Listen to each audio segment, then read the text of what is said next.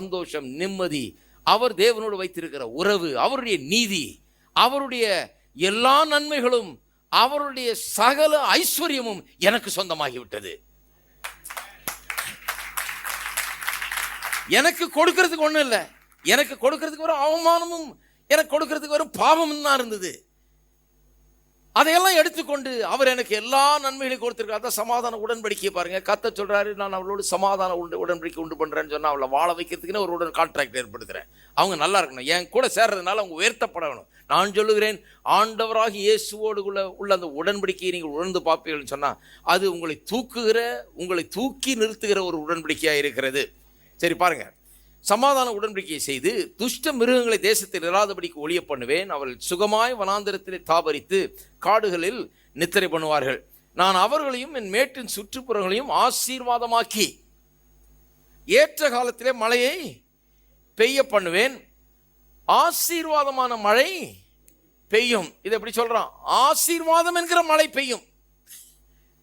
இதை ஏன் வாசித்தேன்னு சொன்னா, ஆசீர்வாதம் என்பது கர்த்தருடைய ஆசீர்வாதம் ஒரு மழை பூமியில பெய்து அது பூமியை நனைத்து அங்கே விதைக்கப்பட்டிருக்கிற அந்த விதையை வளரச் செய்து கனி கொடுக்க பண்ணுகிறது எப்படியோ அதுபோல தேவனுடைய ஆசீர்வாதம் அப்படிதான் கிரியை செய்கிறது. ஆகவேதான் ஆசீர்வாதத்தை மழைக்கு ஒப்பிட்டு இங்கே வேதம் சொல்லுகிறது. ஆசீர்வாதமான மழை பெய்யும்.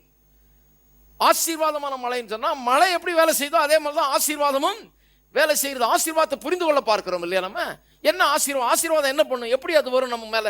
அது என்ன பண்ணும்?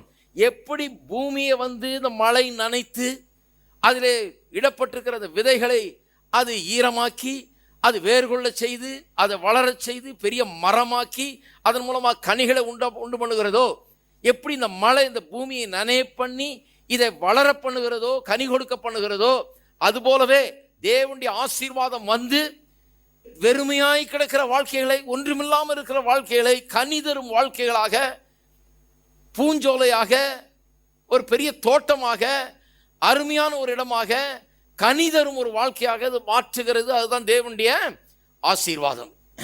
அது மழையை போல இருக்குது.